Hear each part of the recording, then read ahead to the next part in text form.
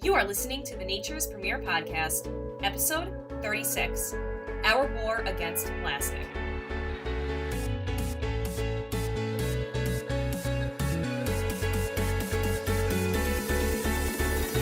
Here on the Nature's Premier Podcast, we talk about everything from bees to babies and sustainable living. Join us while we talk about natural parenting and different ways to live a more sustainable lifestyle for ourselves and our future generations to come. Now let's begin.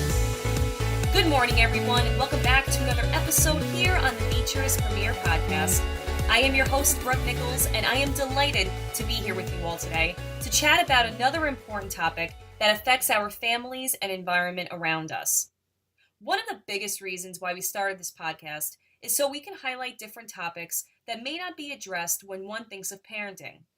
Many people do not see the relation between our environment, our daily habits, the way we raise our children, and how that affects our future. So it is my job here today to tie everything together and do the best that I can to break down topics and show you how they affect us, and also show how our daily practices can either help or hinder our efforts to have a sustainable future for our children and our grandchildren to come. One easy way to help reduce your eco-footprint is by checking out our sponsor, Nature's Premier Diaper Service. They are New York's cloth and compostable diaper service, providing families throughout Long Island and New York City with a healthier way to diaper their babies. Check them out at www.naturespremier.com to learn more, or even just to show support for the service and for all the great they are doing. Using cloth or compostable diapers is one of the best ways to make an immediate giant impact in your eco-nursery routine. So definitely check them out to learn more about these other alternative methods of diapering. What is plastic? And how has this creation rocked our world for the last 100 years? How could we theoretically be at war with a creation that we made? Well, today I'm going to cover what plastics are and how they have changed the way we live throughout the world. Now, you would think something with such an impact, something we use literally every single day, multiple times a day, that has replaced so many other types of material, would be good for us, right? Because we are exposed to it all the time. But it's actually something that is extremely detrimental to our health and our environment. We are completely consumed and addicted to the convenience of plastic. Plastic has taken over completely. From technology to the food industry to the baby, healthcare, automotive, homesteading, commercial, education, everywhere there is an industry, plastic has infiltrated. While it is true that there are benefits of plastics, and it has certainly shaped our civilization in many of these industries, we can certainly curb our overzealous consumptions of plastics we consume on a daily basis and make a noticeable difference in our health and our environment. Humans are always evolving, so until we come up with another superpower type of material, we must learn to live in compliance with the power of plastics and not yield to its power that it has over so many areas of our life. Before we get into some of the more environmental and health statistics that I would like to share with you guys about our overconsumption of plastic, let's back it up a bit and chat about how plastics came to be in the first place and how they evolved to where they are today.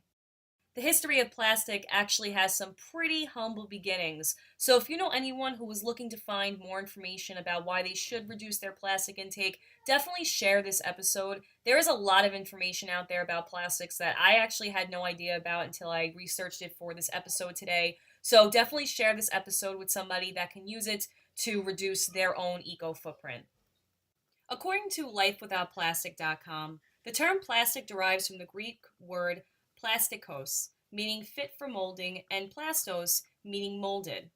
In line with this root etymology, and in the broadest sense, a plastic is a material that at some stage in its manufacture is able to be shaped by the flow such that can be extruded, molded, cast, spun, or applied as a coating. Plastics are polymers, meaning many parts in Greek, which are basically substances or molecules made up of many repeating molecular units, known as monomers, meaning one part in Greek. Monomers of hydrogen and carbon, hydrocarbons, are linked together in long chains to form plastic polymers. The raw hydrocarbon material for most synthetic plastics is derived from petroleum, natural, coal, or gas. The length and structural arrangement of the polymer chains in part determines the properties of the plastic. Densely packed polymers can create a rigid plastic, whereas loosely spaced ones can lead to a softer, more pliable plastic. However, the polymers alone rarely have the physical qualities to be of practical value, so most plastics contain various chemical additives to facilitate the manufacturing process to produce a particular desirable property, such as flexibility or toughness. Now, this is why there are several people when you look up the inventors of plastic that are listed because each one came up with a different type of unit to make plastic more pliable or to use less natural resources and to make it completely man-made. Now, there are many names tied to being the inventor of plastic. However, there were many people that were involved during a pretty long period of time in the creation of plastic over, spanning 50 years or such. You have Charles Goodyear, who invented natural rubber in 1839. You have Thomas Hancock, who invented vulcanites in 1843. In 1843, gutta percha was invented by William Montgomery. 1856, shellac, which many of you may have heard of, was invented by Alfred Critchlow and Samuel Peck. Now, these were precursors to the actual inventions of plastics. So, the beginning of the plastic era with semi synthetics were invented by some people, such as Edward Simon in 1839. 1862, Parkstein was invented by Alexander Parks, which we will get to in a moment.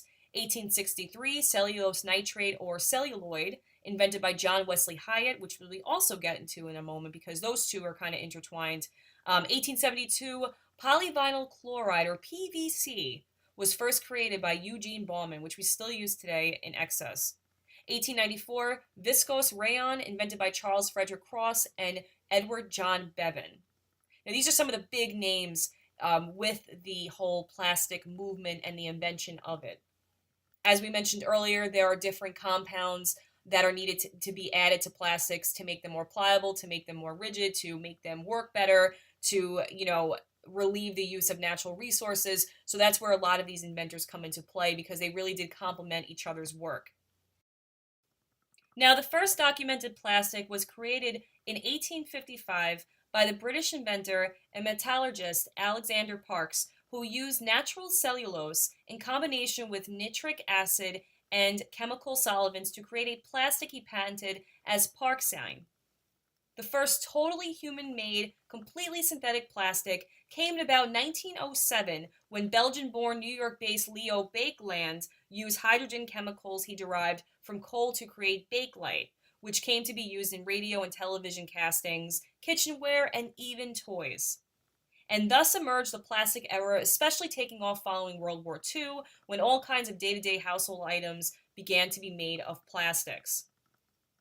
Now, this discovery of these combination plastics really was revolutionary. I mean, for the first time, human manufacturing was not constrained by the limits of nature. Nature only supplied so much wood, metal, stone, bone, husk, and horn. But now humans could create new materials. This development helped not only people, but also the environment at the time. Advertisements praised celluloid as the savior of the elephant and the tortoise. Plastics could protect the natural world from the destructive forces of human need. The creation of new materials also helped free people from the social and economic constraints imposed by the scarcity of natural resources. Inexpensive celluloid made material wealth more widespread and obtainable, and the plastics revolution was only getting started. Now, according to chemheritage.org, World War II necessitated a great expansion of the plastics industry in the United States, as industrial might proved as important to victory as military success. The need to preserve scarce natural resources made the production of synthetic alternatives a priority. Plastics provided those substitutes. Nylon, invented by Wallace Carothers in 1935 as a synthetic silk, was used during the war for parachutes, ropes, body armor, helmet liners, and more. Plexiglass provided an alternative to glass for aircraft windows. A Time magazine article noted that because of the war, plastics had been turned to new uses and the adaptability of plastics demonstrated all over again. During World War II, plastic production in the United States increased by 300%. The surge in plastic production continued long after the war ended. After experiencing the Great Depression and then World War II, Americans were ready to spend again, and much of what they bought was made of plastic. The possibilities of plastics gave some observers an almost utopian vision of the future with abundant material wealth thanks to an inexpensive, safe, sanitary substance that could be shaped by humans to their every whim. Plastic was super cheap. It was affordable for many people. The manufacturers of many different types of products absolutely loved it. It was less care on their end. It was easier to make. Like we said earlier, it was pliable. It was certainly something that was able to be formed to pretty much anything. I mean, plastic really is, if you think about it, fantastic. It's a wonderful material. It really does work so, so well. Just the major downside is that it's horrible for the environment, and there are many reported health issues when consuming using plastic in any kind of capacity. Many people do not realize that there are over 46 different types of plastics. Plastic itself, some people would think it's just plastic. Plastic is the same, plastic water bottle, plastic bag, but it's actually different types of plastics. Plastic is really just like a uniform umbrella term for the many different types of plastics that exist today. And this is one of the reasons why this is such a controversial subject, because there really are so many different types of plastics that range in severity on how they affect the environment, on how they affect humans and their health. So it's very important to learn more about the different types of plastics. That's why a lot of plastics are rated, and we will be covering that on another episode. But just for example, like different plastics such as PET or PETE, it's a durable thermoplastic that shows tough resistance to chemicals. So it's something that you would use for like high energy radiation, moisture, weather, wear, or abrasion. Whereas something like HDPE is a semi flexible to hard plastic that can be easily processed using ethylene in slurry solution or gas phase reactors. So, pretty much, this is the type of plastic that you would use for storing food and drinks. So it's used for shopping bags, it's used for freezer bags, milk bottles, ice cream containers, and juice bottles. It's also used for shampoo, conditioner bottles, soap bottles, detergents, bleaches, and agricultural pipes and things of that nature. So those two right there, they're two different types of plastics. So that's kind of like the evolution of plastic and, how it affects us. So we use so many different types of plastics without even knowing it. And that's one of the things with our, I guess, overzealous use of plastic is because it really is infiltrated in so many different industries. And plastics have been marketed for, since its creation, pretty much since inception, that it is certainly something that's more of like a wonder product. You can use it in every industry, you can use it in so many different planes, you can mold it to anything that you want to mold it to. And this is how it was marketed to the people. So when you have this constant pressure from different companies to, maybe fatten their bottom line to make cheaper products. But, there's a lot of like ethical issues with plastic, in my opinion, but it has certainly changed the dynamic of what we do and what we use as a society. And that is something that has affected us since the creation of plastic. So it was heavily marketed as being something that, you can use to replace your heavy water bottles. Like we used to have the milkman come in reusable glass containers, and now you can go to the store and you can buy it out of a plastic jug.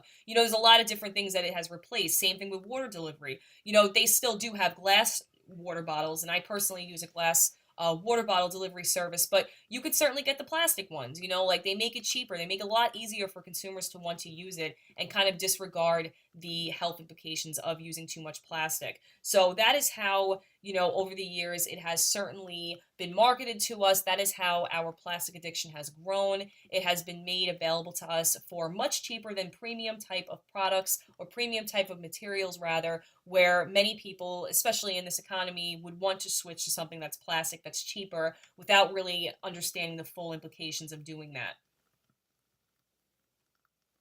There are so many commonly used items that we use today that are made of plastic, such as plastic bags. We have plastic straws. We have plastic cups. We have, even the plastic on our light switches. You have all different types of things in your kitchen. Open your, refrigerator, you'll see different types of jugs. And like we mentioned earlier, you have peanut butter jugs, you have juice jugs, you have different types or bottles rather, different types of items that are plastic. You have styrofoam, which is a whole other beast. You have different coffee insulated containers.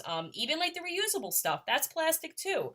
So like some people would say, hey, well, that's plastic and that's reusable. But there's a lot of different things to go down. But pretty much everything that most people use is made of some type of plastic. Many people do not use reusable items. And like we mentioned earlier, it's just not as cheap. It's not as readily available, even though we are certainly promoting more of a zero waste approach towards our, even household items. More things are being made with premium metals than plastics. But again, these are natural resources, so there's kind of like a fine line.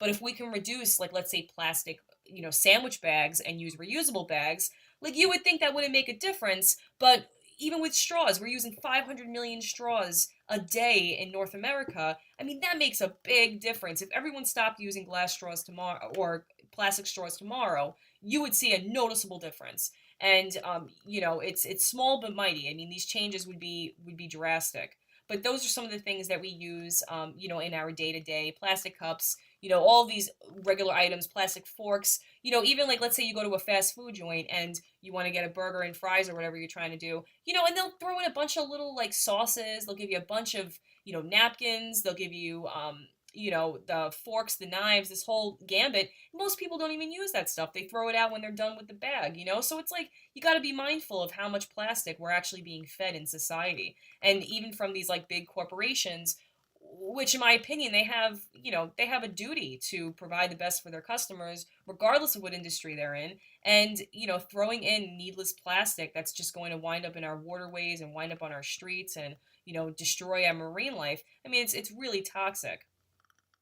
So I would say, to say when plastic started taking over, it would definitely be after the 1960s with the invention of the plastic bag. That was a huge invention. That was something that really changed the way a lot of people saw plastic. And that's what really kind of kick-started. It was already started, especially after the war, but that's what really started to make plastic more of like a mainstay in households. And then we have, of course, the plastic diapers that came in. Diaper services were huge for years. And then as soon as, the big giant disposable giants came in and the first disposable diaper was introduced, that's when cloth diapers were no longer used. I mean, many, I think it was like 90% of diaper services went out of business. And diaper services were the only way that people got diapers. You had a sanitary laundering service that came, picked up your diapers, laundered them for you. It was a zero waste option. It was affordable for families. But then as soon as they had the disposable diapers come on the scene with their plastic and, one time use mentality, that's where it really started to feed the disposable culture. And that's why plastic was also so accepted. You have plastic diapers, you have plastic bags, you have plastic straws, you have plastic cups, you have plastic everything. And that really started to get inundated in our society. And that's kind of built a culture around plastic, like the fast food, one time use type of mentality.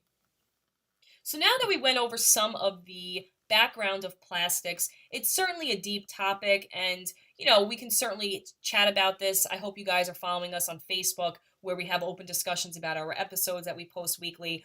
But we want to move on to the environmental statistics of plastic. Now, we're going to go into the health and we're going to go into the environmental. Now, again, these are two very big topics.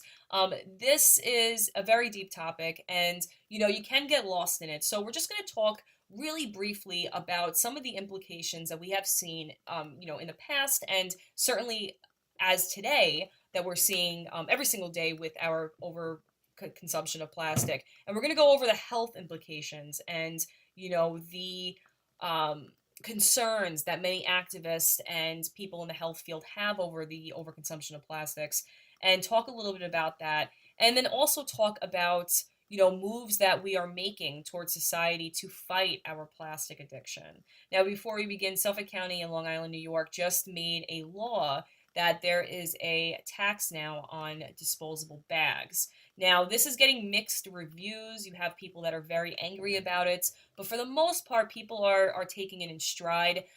You can still get a bag, like a plastic bag or a paper bag from the store, but you do have to pay for it. And some people are saying it's not right and, X, Y, and Z, but this is where we have to go. And when I go over these statistics, you're going to understand, for those of you who don't already, that we don't really have a choice. Like, similar to taxing meat, which is a whole other topic, we have to um, take responsibility for the amount of plastic bags that we are using. I mean, I say it all the time. We have no room on Long Island, and I'm just speaking from Long Island. Being a native here.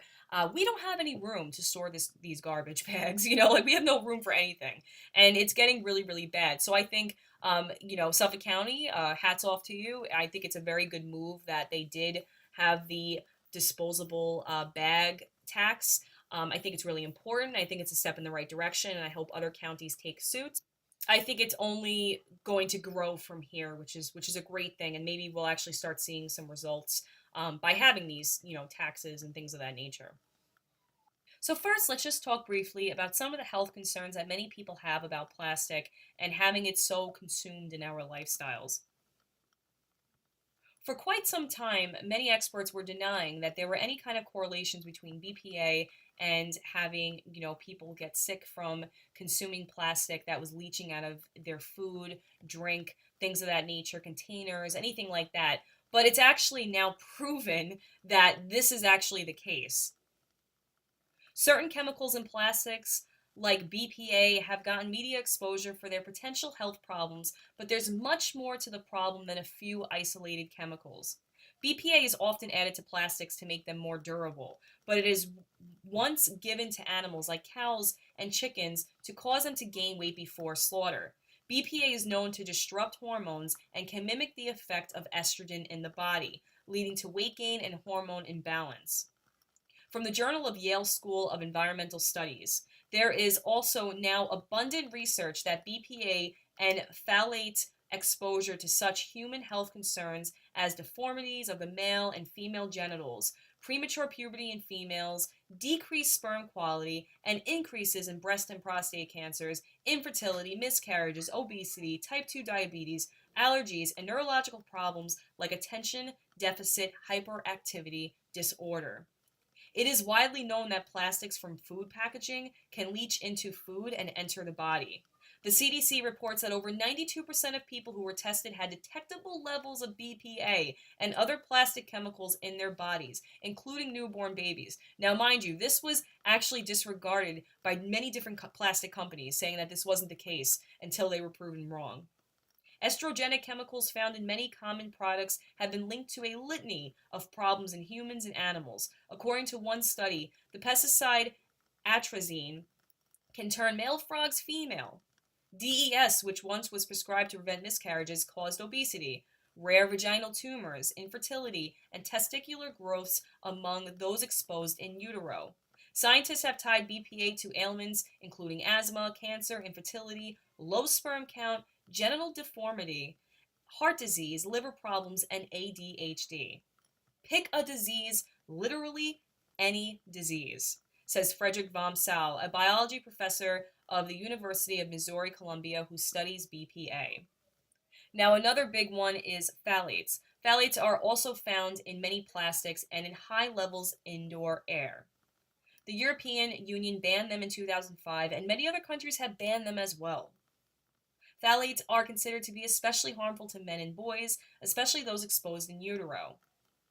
They are linked to immune system impairment, reduced testosterone, infertility in men, and many other problems. Now, these are gigantic plastics that we use daily. Even though BPA is banned in a lot of things now, it's still in some things. It's still certainly in some things. The issue is that the health risks of plastics commonly used, such as food or even just in our day to day activities, are significantly amplified in children whose immune and organ systems are developing and are way more vulnerable than adults. The evidence of health risks from certain plastic is increasingly appearing in established, peer reviewed scientific journals. Of the thousands of chemical additives added to plastics, and which manufacturers are not required to disclose, which is always fun to hear that. One type commonly added to plastics are plasterizers, which are softening agents, making it easier for the polymer chains to move and be flexible. Now, for example, the commonly used and extremely toxic plastic, PVC, can contain up to 55% plasticizing additives by weight. These are generally phthalate chemicals. Phthalate are known to disrupt again the endocrine system as well, and have been linked to a slew of numerous health conditions that we included earlier. Now, in part of my research of looking into plastics, the history of plastics, and things of that nature, I came across a couple different people that believe that you can only be exposed to these chemicals via manufacturing, but that is actually not the case at all. One way that many of us are exposed to these chemicals is by eating food that is housed in these different types of plastics. One perfect example is leaving a water bottle filled with water in your car for a few days. Take a sip before you leave it in, and then take a sip after you leave it in your car, particularly if it's on a hot day. You are going to taste a difference because those chemicals literally leach out into your water bottle. Now, many different types of water bottle companies are trying to make strides into making thin plastic, and they're doing everything they can under the sun to still have it be, marketable for them, to still have it be plastic, be convenient, and not affect their bottom line. But unfortunately, plastic, you have to work within the confines of its power, like we mentioned earlier. It's still going to leach. You're still going to have issues, which is why reusables just wins 10 times out of 10. Now, there's also the argument that no plastic should be used, especially consumed in your kitchen or with any type of food that you are, tending to. And it has been found that polycarbonate number 7 says scientists have been saying that very low doses, they linked very low doses. So some people like to say moderation is key, but very low doses of bisphenol A exposure to cancers, impaired immune function, early onset of puberty, obesity, diabetes, and hyperactivity, among other problems. Now, this is with very low doses of plastic. So it's so, so important that we know these things, know about all of these different issues and all of these side effects of these plastics so we can make informed choices. And this is why, the zero waste movement is truthfully growing. And another commonly used plastic, like we mentioned earlier, is number 3 PVC. It's found in food packaging, plastic wrap containers, toiletries, bumpers, floor tiles, pacifiers, baby pacifiers, toys, water pipes, garden hoses, auto upholstery, inflatable swimming pools. The adverse health effects of using very commonly, used items like that can cause cancer, birth defects, genetic changes, chronic bronchitis, ulcers, skin diseases, deafness, vision failure, indigestion, and liver dysfunction. It's absolutely crazy. So, we listed a lot of different side effects and a lot of different concerns with health that one should be aware of if plastic is a big part of your life. Now, again, like we said earlier, plastic certainly is in many different things that we use. Even the microphone that I'm talking on is predominantly metal, but the stand is plastic. You pick your battles, but when it comes to things like health and food and, just being the best you can be at reducing your plastic intake, that's where you're going to see an increase in your health because we are going to be inundated with plastic regardless. Like we are in 2018. For me, I live on the east coast of the States. Plastic is everywhere. It's literally everywhere. It's taken over. So it's just really important that, at least in our own homes, that we reduce our chemical exposure to plastic because, as we mentioned earlier, there are a slew of side effects if we want to make that plastic material a part of our daily routine, more so than we have to. Now, the health side effects of plastic is very scary, but the environmental side effects is equally scary in my opinion. It's very, very alarming the amount of damage that plastic is doing on our environment, especially when the roots of it weren't meant to damage the environment. It was actually to help the environment. Like we mentioned, it was meant to help the elephant population, help the different populations of animals that were affected by the overconsumption of hunting, by the harvesting of natural resources. We know that elephants are endangered and their ivory is extremely valuable. And this was a way to kind of curb people from going to ivory, especially in pool halls where they used to make, billiard balls. That was a big thing. Ivory was, they used ivory to make that. Plastic really took over and stepped in for a lot of different species on Earth. So it's something to take into consideration. It's very ironic now that it is extremely critical that we reduce our consumption to save the environment. And that just speaks in history, though, right? Like, too much of a good thing is not good at all. So let's touch on some statistics that we have about plastic pollution. Thank you so much to ecowatch.com. They listed very, very compelling statistics and they put it in very easily digestible, understandable context. So I'm going to read from that site right now. Again, it's ecowatch.com. In Los Angeles area alone. Now keep a completely open mind to how ridiculous these stats are. 10 metric tons of plastic fragments, like grocery bags, straws, and soda bottles, are carried into the Pacific Ocean every single day. Over the last 10 years, we have produced more plastic than during the whole of the last century. 50% of plastic we use just once and throw away. And that is a big reason why we are big advocates here of diapers, of cotton diapers, particularly because they are a zero waste option. Disposable diapers are extremely, extremely, extremely detrimental to the environment, and they're completely wasteful. Enough plastic is thrown away each year to circle the earth 4 times. We currently recover only 5% of the plastics we produce. The average American throws away approximately 185 pounds of plastic per year. Plastic accounts for around 10% of the total waste we generate. The production of plastic uses around 8% of the world's oil production. Bioplastics are not a good solution as they require food source crops. Americans throw away 35 billion plastic water bottles every year. 35 billion. Plastic in the ocean breaks down into such small segments that pieces of plastic from a 1 liter bottle could end up on every mile of beach throughout the world.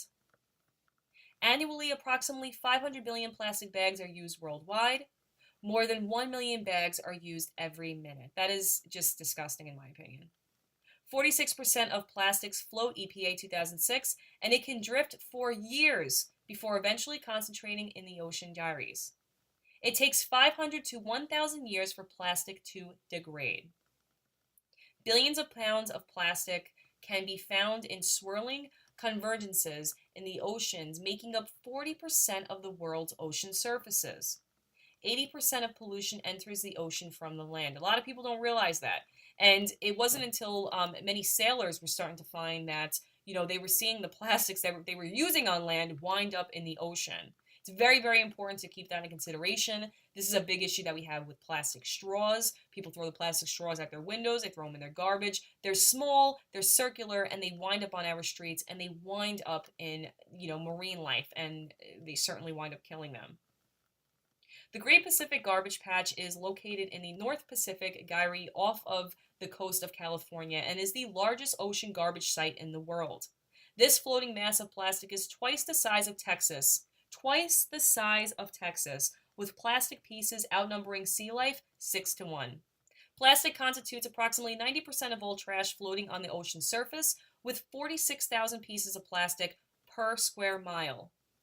1 million seabirds and 100,000 marine mammals are killed annually from plastics in our ocean. 1 million seabirds. I mean, these are numbers that I'm saying, but you have to re-listen to this episode and re-listen to how devastating that is. 44% of all seabird species, 22% of cetaceans, all sea turtles species, and a growing list of fish species have been documented with plastic in or around their bodies. In samples collected in Lake Erie, 85% of the plastic particles were smaller than 0.2 of an inch, and much of that was microscopic. Researchers found 1,500 and 1.7 million of these particles per square mile. Virtually every piece of plastic that was ever made still exists in some shape or form. Now, if you have one takeaway from this episode, is to understand that every single piece of plastic we have ever made is still here. That means that we are literally in such a dire situation that we can't even get rid of the plastic that we've created in any capacity. Like they said earlier, unless it's incinerated. But I mean, how much are we really going to burn? Because then you have chemical exposure in the air that's going to cause all other disastrous issues. It is estimated that by 2050, the ocean will contain more plastic by weight than fish. The plastic that finds its way into the oceans inevitably will pose a risk of indigestion, or ingestion rather, by seabirds, fish, marine mammals, etc. It's extremely common, as we all know, to see articles of sea life found dead with significant amounts of plastic in their stomach. Now, this is a very big issue, and you know, it's too much to go into on this episode. But a lot of people don't realize that, like, there's an ecology that's in the ocean, or there's like an ebb and flow. Like with everything else, you have you know the circle of life, you have the whole ecosystem, you have everything going on down there. Now plastic is, because we're overfishing, which is a fact. A lot of these animals are hungry, and some plastic bags in particular, especially the jellyfish, look like, or especially the sea turtles, they look like jellyfish. You know what I mean? Like, these look like other critters for them to eat. They look like food. So you have all these marine animals ingesting this plastic, and then you have the fact that these oceans are getting overfished, and these fish are consuming plastic. Recent studies point to increasing amounts of plastic within the seafood that you and I eat on a regular basis. Now, I don't eat seafood, but I have many friends that do, that absolutely love sushi and all those good things. And a recent study by Ghent University in Belgium, for example, found that people who regularly eat seafood ingest up to 11,000 tiny pieces of plastic each year. Another study by Plymouth University found that one third of all fish caught in the UK contained tiny pieces of plastic. You guys, like, it is touching us on every single level. I mean, these statistics are frightening. They are so scary. And it's something that we really are starting to fight back. Finally, we are making laws, we are making regulations. Many people are starting to switch to a zero waste, more sustainable movement. And there's a lot of things that you can do today to switch towards a more sustainable type of lifestyle and to reduce your plastic intake. If not for the environment, definitely for your health. So, the biggest thing that we can do to help join in the fight against plastic is to reduce our consumption of plastic. Now, we've mentioned it before, and we'll say it again. This is in every context. This is in the context of, not using plastic bags and making a mindful decision to bring your own bags to the store. This is, not using any types of disposable cups, disposable forks, disposable knives. Switching, if you have children, to a more sustainable diapering option. We mentioned that time and time again. Disposable diapers are extremely wasteful, and they really add a lot to the landfills and to the environment, and they also have chemicals in them that leach into our groundwater. Another thing that you can do is the water bottles. I mean, the water bottles are huge. Bring your own water bottle places. Get a glass water bottle or get a metal water bottle. I mean, we have so many options now in 2018. There's so many different types of companies, indie companies, bigger companies that are coming out with many different products that make it easy to transition from, using plastics to using a more sustainable type of material.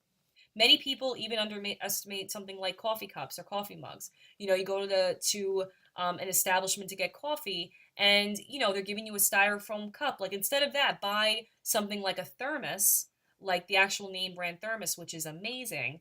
That was a great gift that I got my husband a few years ago, and he doesn't leave the house without it. It's better for the environment. It's just a higher quality product that you're going to get a lot more use out of. It's going to make your coffee taste better.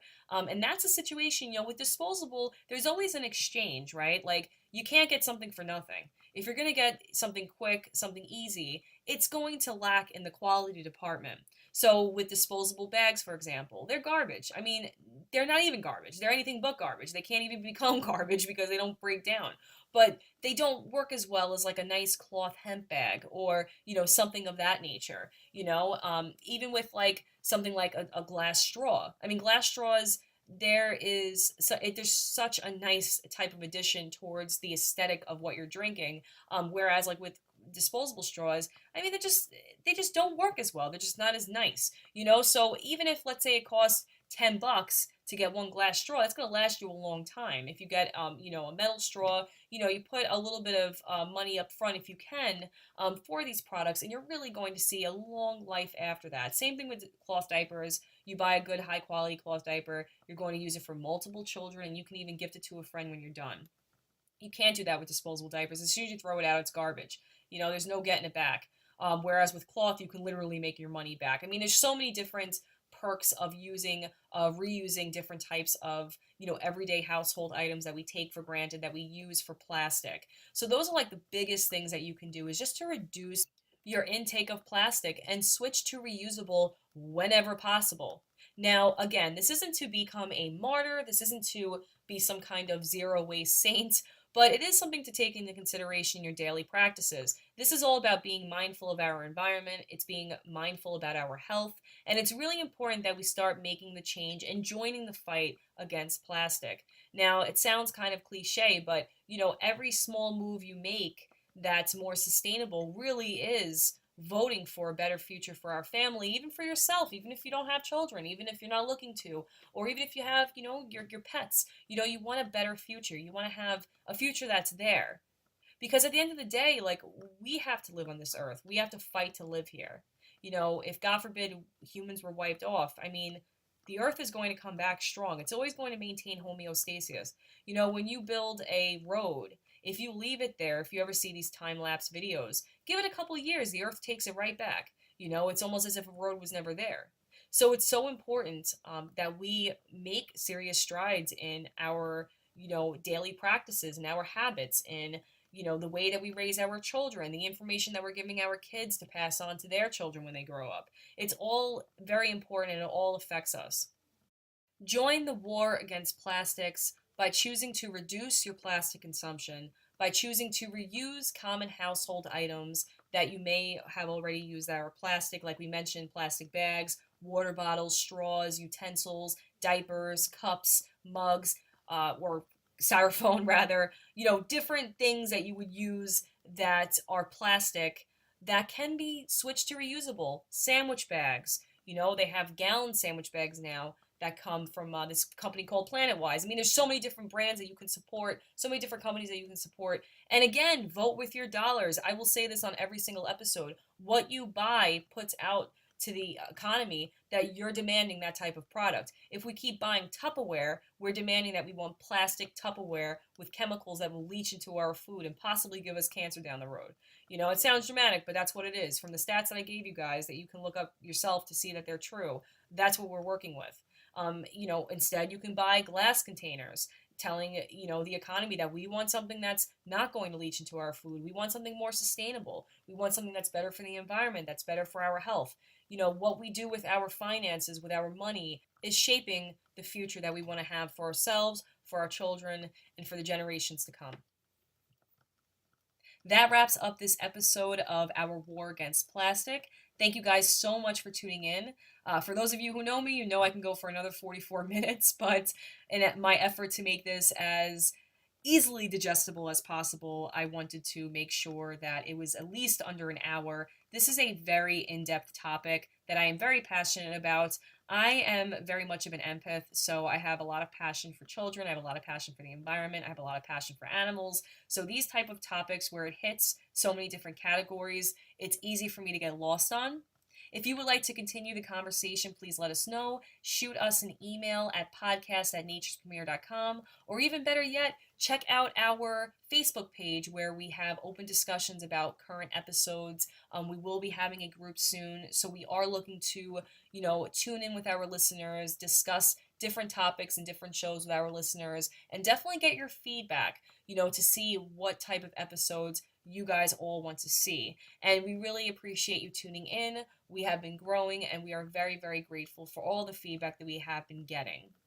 So thank you all so much again for tuning in. If you haven't already, please do rate and subscribe to the podcast, as it really helps get our podcast in front of those people who can use this information, especially those who don't know about us or don't know about this type of, setup that we have going on with talking about families, talking about the environment. It's all so important, and one thing feeds another, and it's just really important to spread the word and information about the topics that we discuss on the show. So thank you guys all so much for tuning in, and until next week, we hope you have a wonderful, stress-free week ahead. Take care, friends.